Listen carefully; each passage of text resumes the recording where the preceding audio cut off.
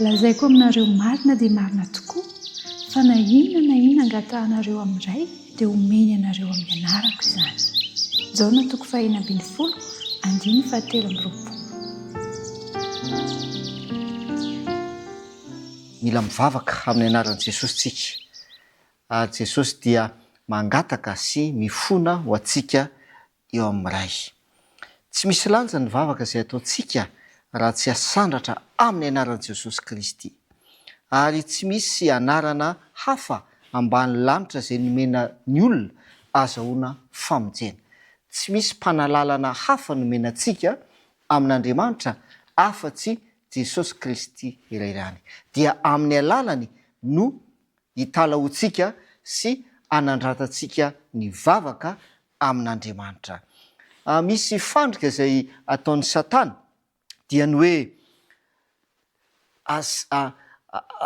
ataon'ny Satana mihevitra isika fa tsy mendrika ny hivavaka ary tsy ankasitrahana sy tsy hoenon'Andriamanitra ny vavaka ataontsika satria mpanota isika, visaran-keloka isika.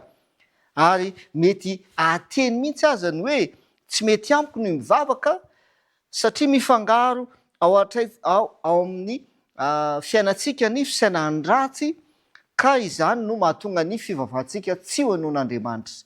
Ry havana malala, avy amin'ny Satana izany fisainana izany. Aza diny fa izay mahatonga le hoe amin'ny anaran'i Jesosy no angatahantsika sy hivavahantsika. Jesosy dia efa naharesy izany fakam-panahy izany ka atambany amin'ny maha-olombelontsika ny famendrehan'i Jesosy Kristy.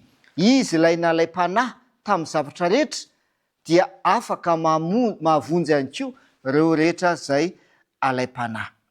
Raha tsika nataony mivavaka araka ny tokony izy amin'ny fahendrena sy ny herin'ny tenantsika ihany dia ho afaka nanana fiainana marina araka ny tokony izy isika. Ka ho hita fa nila ilay fanatitra izay nanavotana antsika saingy tsy misy tanteraka ny olombelona na dia iray azany e. Dikan'izay dia ekeo Jesosy Kristy ho mpanalalana anao ary asandrato amin'Andriamanitra ny vavakao amin'ny anaran'i Jesosy irery ihany. Fanirian'ny Tompo ny androsoantsika amin'ny fivavahana sy amin'ny fangatahantsika mandrakariva amin'Andriamanitra.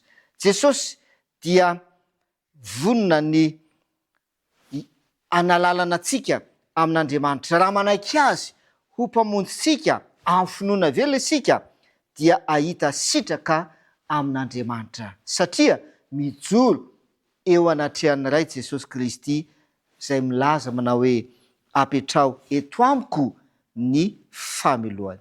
Ay ireo efa vita tomboka vatsa eto am-pelantanako izy ekeo sy henoy ny fivavany sy ny fitarainany. Ry havana malala, inona no mampisalasala antsika tsy hanantona an'Andriamanitra? Andeha ho asandratra mandrakariva amin'Andriamanitra ny fivavahantsika amin'ny anaran'ilay mpanalalana antsika dia Jesosy Kristy. Koa aokontsika zoto hanantona an'Andriamanitra amin'ny alalany. Andeha hivavaka isika. Raina izay ny an-danitro, misaotra nohony amin'i Jesosy Kristy izay mpanalalana anay, tsy noho ny famendrehanay, tsy noho ny fahamarinanay, fa noho ny amin'i Jesosy Kristy ary amin'ny alalany ireny ihany no anatonanay anao ary hanekenao ny fivavaka izay asandratray satria Jesosy Kristy efa maty mba hamonjy anay.